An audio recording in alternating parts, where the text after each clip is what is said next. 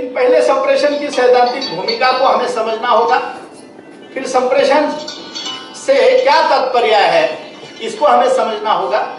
कुछ विद्वानों ने जो संप्रेषण की परिभाषाएं दी है उसका भी जिक्र मैंने अपने पीपीटी में किया है। संप्रेषण का मूल उद्देश्य क्या होता है, प्रभावी संप्रेषण करने के लिए कौन से 4 आवश्यक तत्व माने जाते हैं, संप्रेषण के प्रमुख प्रकार कौन कौन से हैं, भाषिक संप्रेषण के जो 2 मुख्य प्रकार माने जाते हैं, एक मौखिक संप्रेषण और दूसरा लिखित संप्रेषण, उस मौखिक संप्रेषण के लाभ क्या क्या है और लिखित संप्रेषण के लाभ क्या क्या है, साथ ही मौखिक संप्रेषण के दोष कौन कौन से हैं और लिखित संप्रेषण के कौन कौन से दोष है, इस पर भी प्रकाश डाला गया है। लिखित संप्रेषण के विभिन्न रूपों को आपके सामने रखने की कोशिश की जा रही है। संप्रेषण के जो बाधक तत्व है उस पर भी विचार विमर्श किया गया है। प्रभावी संप्रेषण के लिए कुछ सुझाव मेरी ओर से मैंने देने की कोशिश की है और अंत में संप्रेषण के महत्व को प्रतिपादित करने की कोशिश की है। संप्रेषण को मैं अपने आप में एक कला मानता हूं और उसके लिए भाषा का सहारा बहुत जरूरी है। जिसके पास या जिसकी भाषा की समृद्धि जिसके पास है वो इस कला में अधिक माहिर होता है। बोलने वाला आदमी अगर है तो वो किसी भी चीज का मार्केटिंग कर सकता है, उसमें उतनी हिम्मत होती है। और यदि बोलने की कला आपके पास नहीं है तो आप सोना भी बेच नहीं सकते। सोना बेचने में भी आपको बहुत सारी मुश्किलों का सामना करना पड़ सकता है। लेकिन कम्युनिकेशन, इसका पर्यायी शब्द के रूप में हम हिंदी में संप्रेषण शब्द का प्रयोग करते हैं और उसका मूल अर्थ है आपस में बांटना। हमारे जो विचार होते हैं वो हम आपस में बांटते हैं। हमारे जो भाव भावनाएं होती है वो हम एक दूसरे से साझा करते हैं। कि प्रक्रिया दुतरफा है, उसमें 2 का होना बहुत अनिवार्य है, एक कहने वाला और दूसरा सुनने वाला। और जिन 2 व्यक्तियों में यह संप्रेषण की प्रक्रिया होती है उन्हें जिस भाषा में संप्रेषण हो रहा है उस भाषा का ज्ञान होना अत्यंत आवश्यक है। अब देखिए, बहुत बार भाषिक अज्ञान यह संप्रेषण में बाधा उत्पन्न कर सकता है, प्रायः करता है। एक व्यक्ति अगर बार बार अंग्रेजी का प्रयोग कर रहा है और अंग्रेजी हमें आती नहीं है तो उसके विचारों से को हम जान नहीं पाते, समझ नहीं पाते। बहुत पढ़ा हुआ एक व्यक्ति जब देहात में जाता है, बहुत गंभीर होकर अपनी बात को समझाना चाहता है, लेकिन भाषिक अज्ञान अगर रहा तो हम कम्युनिकेशन नहीं कर पाते। या दक्षिण में हम लोग जब जाते हैं, खासतौर से साउथ में, वहां अंग्रेजी अगर हमें आती नहीं है और वहां की स्थानीय भाषा को यदि हम नहीं जानते तो हम प्रॉपर कम्युनिकेशन नहीं कर पाते।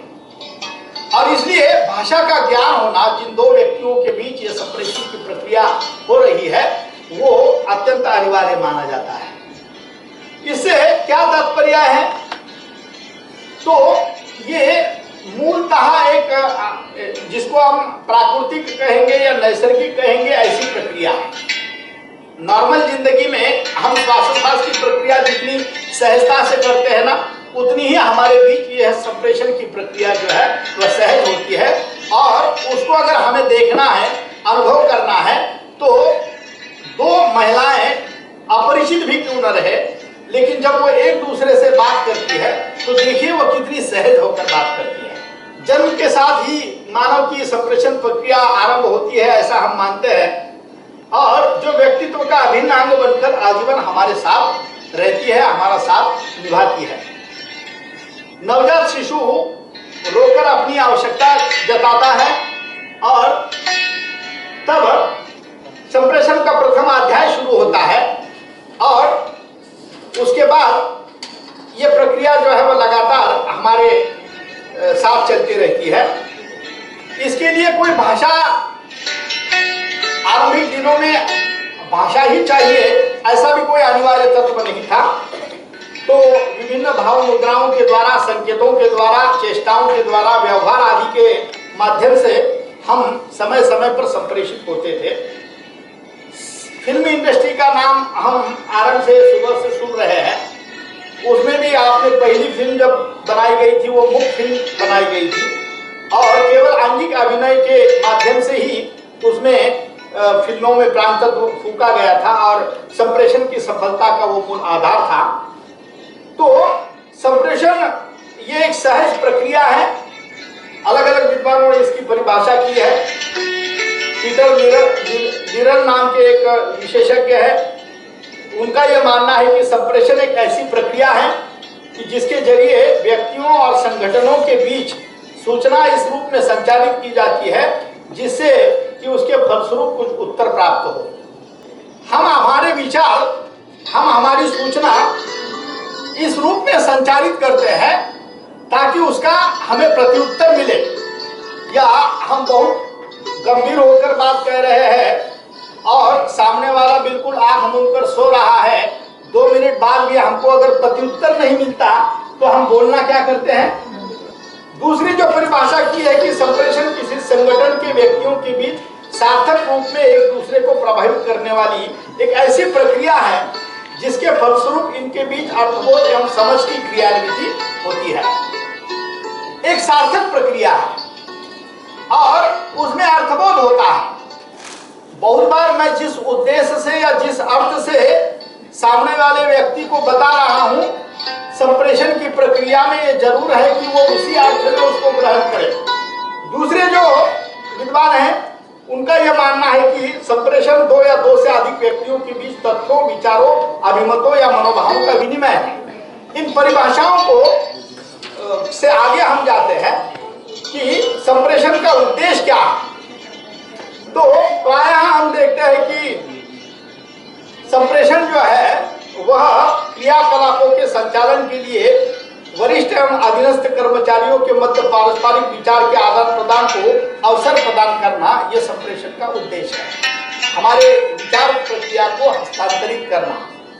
केवल होना पर्याप्त है क्या? आप बड़े विद्वान हैं लेकिन आप अपनी बात को ठीक ढंग से समझा ही नहीं पा रहे हैं, बता ही नहीं पा रहे हैं, तो आपके विद्वत्ता से बाकी लोगों को कुछ लेना देना नहीं है। और इसलिए ये एक प्रकार के विचारों का आदान प्रदान करने के उद्देश्य से संप्रेषण प्रक्रिया चलती है।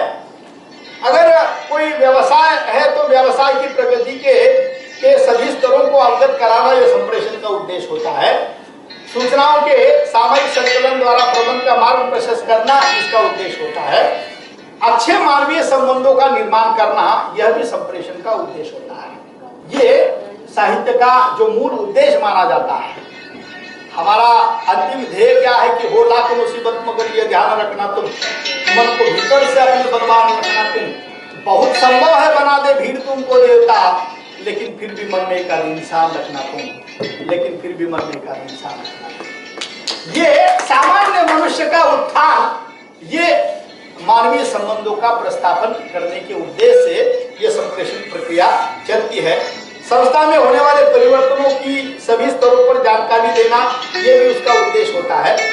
उपलब्ध उपक्रम के कर्मचारियों को आवागमन को कम कर सभी सूचनाएं काम के स्थान पर उपलब्ध कराना, ये संप्रेषण के प्रधान उद्देश्य माने जाते हैं। अब प्रभावी संप्रेषण के लिए 4 आवश्यक तत्व विद्वानों ने माने हैं।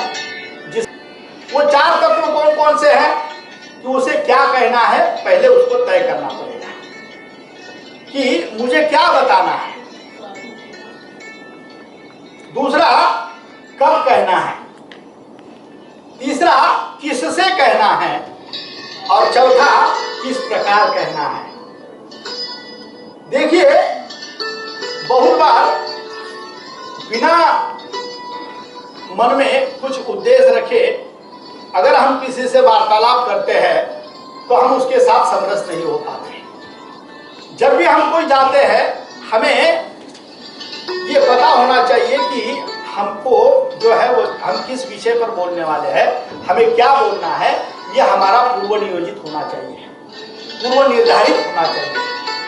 और अगर वो पूर्व निर्धारित नहीं है, पूर्व नियोजित नहीं है, तो संप्रेषण का उद्देश्य कतई सफल नहीं होता है। हम पढ़ाने के लिए भी जाते हैं तो हम पहले ये तय करते हैं, पहले स्कूल में जब लोग पढ़ाते हैं तो उसका घटक नियोजन पहले उसको करना पड़ता था। अब महाविद्यालयीन जीवन में आकर वो खत्म हो जाता है, लेकिन पहले ये तय करना पड़ता है कि क्या कहना है, फला फला विषय पर मुझे बात करनी है।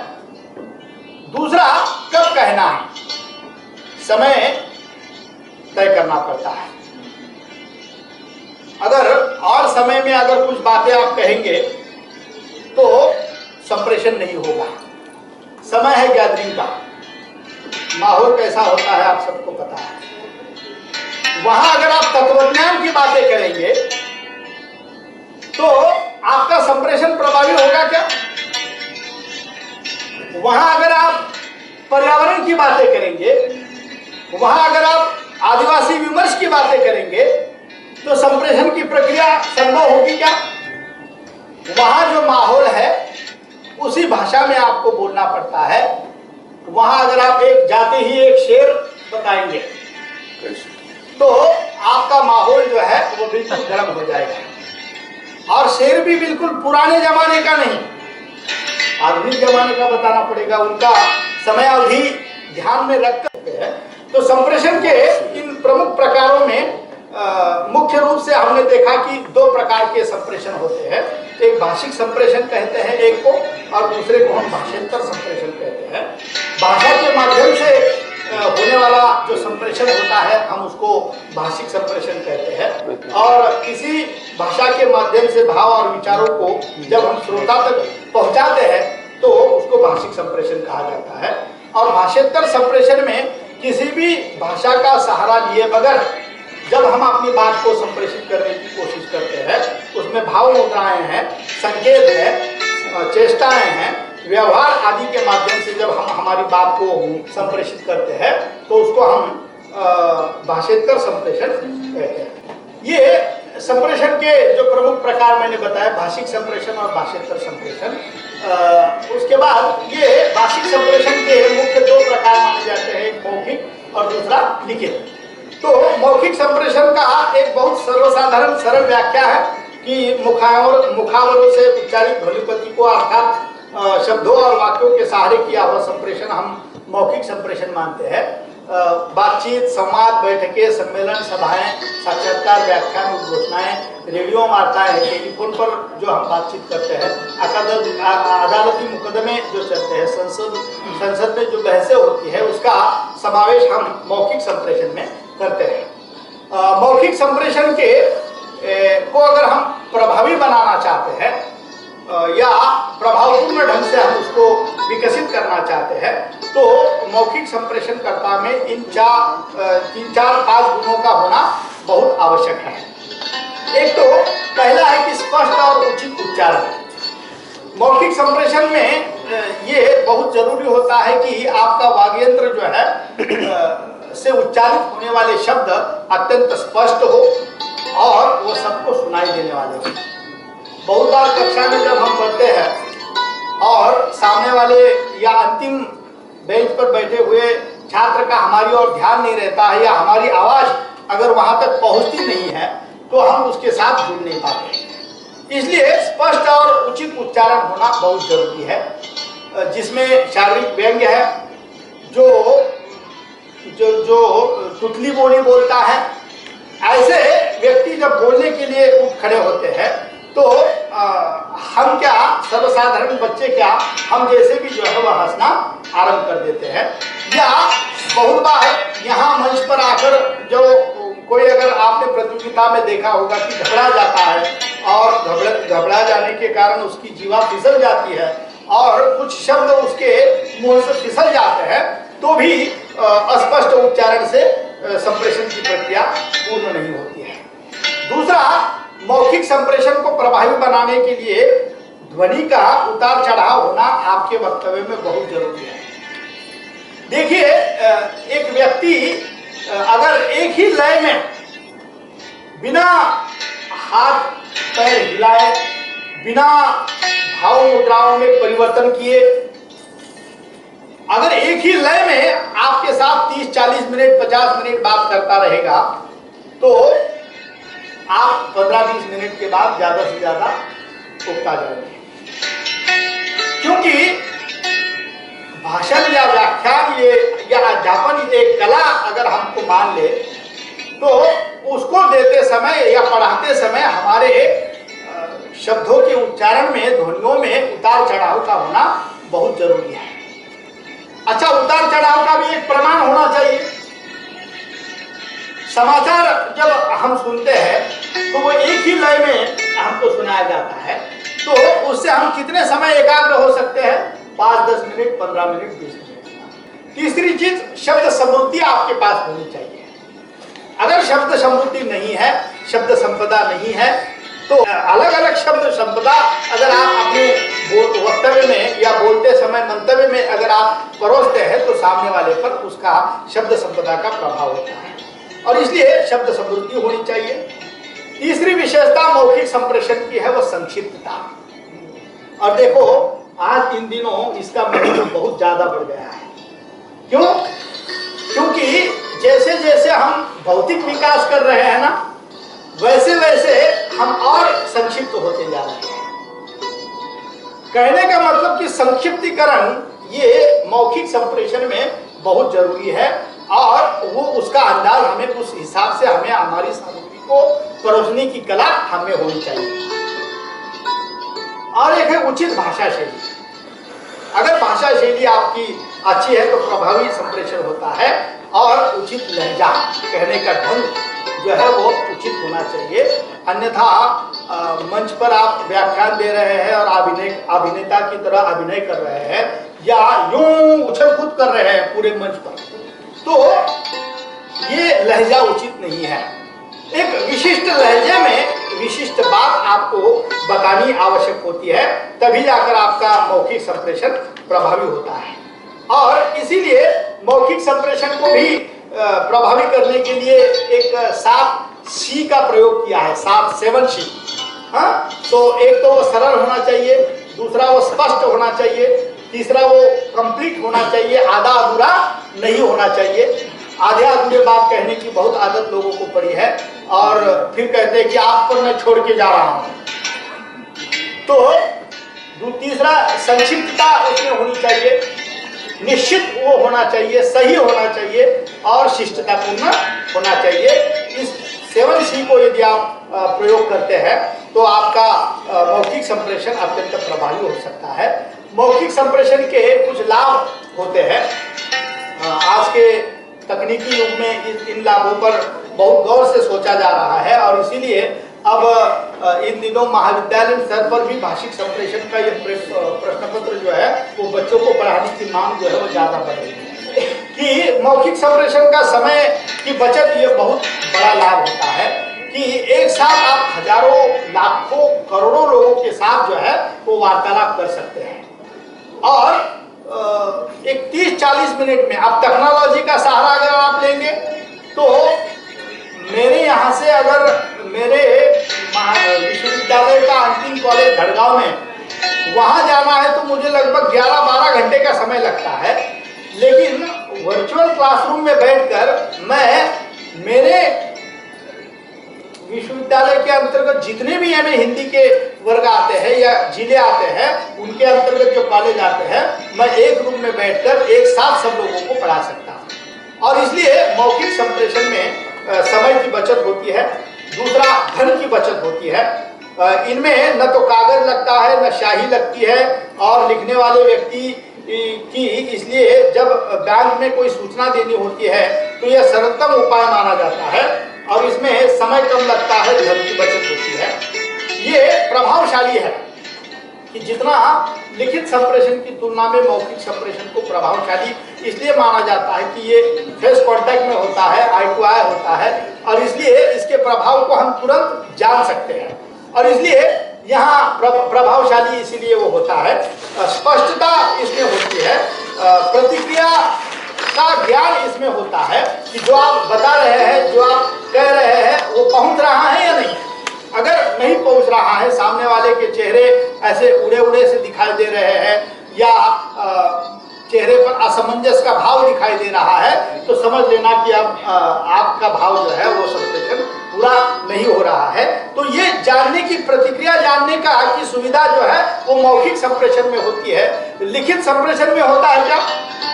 तो ये प्रतिक्रिया जानने का अवसर जो है वो मौखिक संप्रेषण में होता है और ये उत्साहवर्धक होता है कि मौखिक संप्रेषण से जितना मोटिवेट किया जा सकता है। और इसलिए आपने कहा कि जितनी भी क्रांतियां होती है तो उसमें भाषणों का, व्याख्यानों का इसका योगदान बहुत बड़ा होता है। और हाल ही में अगर हमारे प्रधानमंत्री महोदय का अगर उदाहरण आप लेंगे तो पूरे देश विदेश में उन्होंने जो उत्साह का संचार अपने मंतव्य के माध्यम से उन्होंने किया है वो मौखिक संप्रेषण का बहुत बड़ा उदाहरण माना जा सकता है। तो ऐसे ये मौखिक संप्रेषण के बहुत सारे लाभ गिनाए जा सकते हैं। इसके कुछ दोष भी हैं और समय अवधि के अनुसार जैसे दोनों पक्ष की उपस्थिति यहाँ आवश्यक होती है। अगर उसमें से एक अनुपस्थित है, बिना श्रोता के सभा होती है क्या? मतलब हमारे यहाँ एक कहावत है कि ऐकणार असेल कोणी तर बोलण्याला अर्थ आहे आणि रडणार नसेल कोणी तर मरण ही व्यर्थ आहे। मतलब कोई रोने वाला ही नहीं है तो फिर आपका जीना क्या जीना है? और इसलिए यहाँ दोनों का होना आवश्यक है, ये उसकी सबसे बड़ी बाधा है या आप दोष कहेंगे कि यहाँ उपस्थिति आवश्यक है।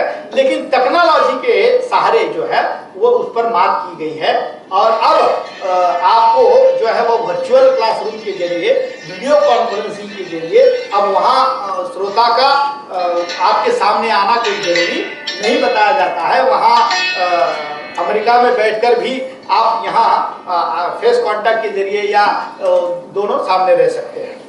दूसरा, भविष्य के संदर्भ के लिए अनुकूल होता है कि मौखिक संप्रेषण का कोई रिकॉर्ड नहीं होता है।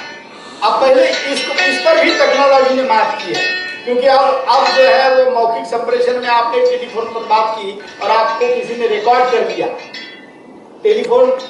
फोन कॉल आपका टैप कर लिया तो वो रिकॉर्ड बन गया है। तो ये उसका एक दोष की भविष्य के संदर्भ के लिए अनुकूल होता है, अपूर्ण होता है क्योंकि मौखिक संप्रेषण की प्रक्रिया पूर्ण होने के बाद भी कुछ न कुछ शेष रहता है उसमें। और एक यह है कि के लिए भी कुछ अनिवार्य तत्व माने गए हैं कि ये स्थायित्व उसका होता है, कायम रिकॉर्ड होता है, गलत पुष्टि को दूर करना इससे संभव होता है, शुद्धता इसमें होती है।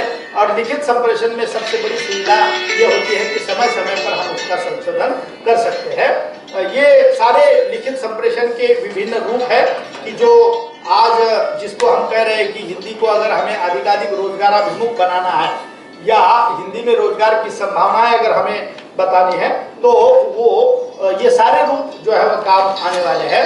उसमें पत्र लेखन है, कार्यव्रत है, प्रबंध की सूची है, प्रचार सामग्री है, नोट और टिप्पण है, फॉर्म है, नियम विनिमय है, एग्रीमेंट है, प्रेस विज्ञापन है, तार या फैक्स है, रिपोर्ट है। और ये सारे जो आधुनिक संसाधन है, व्हाट्सएप है, इंस्टाग्राम है या फेसबुक है, ट्विटर है, वो सारे के सारे अब लिखित संप्रेषण के रूप में हमारे सामने आते हैं। लिखित संप्रेषण के भी कुछ लाभ होते हैं और उन लाभों को यहाँ संक्षेप में बताया जाता है कि ये पूर्णतः होता है और ये बहुत लंबे समय तक हमारे साथ बना रहता है। और इसका उदाहरण हमने देखा कि 12वीं शताब्दी में ज्ञानेश्वर द्वारा लिखी गई जो अभंग है वो आज भी हमें उपादेय लगते हैं। कभी कभार मतलब 14वीं शताब्दी में कबीर ने कहा था कि झूठे तन को क्यों गरबावे, मरे तो बलबर रहा न जावे, खीर खांड घृत पिंड समारा, प्राण गए लय बाहर जारा, जेह सिर रच रच बादल पागा, सो सिर चंचु समर एकागा, हाड़ झरे जैसी लकड़ी झूरी, केस झरे जैसी प्रगटे पूरी, कहे कबीरा जब जागे जम का डंडा मुन महिला है, या मोह को कहा ढूंढे बंदे में तो तेरे पास। ये जो उस समय में लिखा हुआ है वो आज भी हमारे लिए प्रेरणादायी सिद्ध होता है और इसलिए ये पूर्णतः होता है। लिखित प्रमाण इसका हम दे सकते हैं। अगर कहीं कोई आपत्तिजनक बात आई या कोर्ट केस हुआ तो इसका रिकॉर्ड के रूप में इसको माना जाता है। दोनों पक्ष की उपस्थिति एक स्थान पर आवश्यक इसमें नहीं मानी जाती है। विस्तृत और जटिल सूचनाओं के लिए लिखित संप्रेषण अत्यंत उपयुक्त माना जाता है। उसमें भविष्य का संदर्भ भी होता है। परस्पर अविश्वास के समय ये उपयुक्त होता है, कम खर्च वाला ये होता है और कई व्यक्तियों को एक साथ कई प्रकार की सूचना इसके माध्यम से दी जा सकती है। ये लिखित संप्रेषण के कुछ लाभ माने जाते हैं। वैसे इसके कुछ दोष भी गिनाए जाते हैं कि अधिक समय इसमें लगता है लिखित संप्रेषण में संदेश तैयार करने, उसे लिखित रूप में तैयार करने और भेजने और पूर्व सक्षम अधिकारी और हस्ताक्षर करने और फिर गंतव्य स्थान पर पहुंचाने में अधिक समय लगता है, जबकि मौखिक रूप से भेजने में कम समय लगता है। इसमें गोपनीयता का अभाव होता है, क्योंकि आप चाहे कितना भी कॉन्फिडेंशियल कहे, लेकिन लिखने वाला ही अगर उसको लीक कर दे तो फिर गोपनीयता बनी नहीं रहती है। एमपीएससी के पेपर मतलब फूट रहे हैं या नेट के पेपर में कुछ ये हो रहा है तो इससे गोपनीयता भंग होती है। खर्चीला है, आपातकाल में अनुपयुक्त है और स्पष्टीकरण शीघ्र देना कठिन होता है। ये लिखित संप्रेषण के कुछ दोष माने जाते हैं। एक संप्रेषण के बाधक तत्व उसमें बताए गए हैं और उसमें भी मेरे ख्याल से समय जब हो गया है तो मुझे थोड़ा इंटीमेट कीजिएगा, मैं अपनी बात को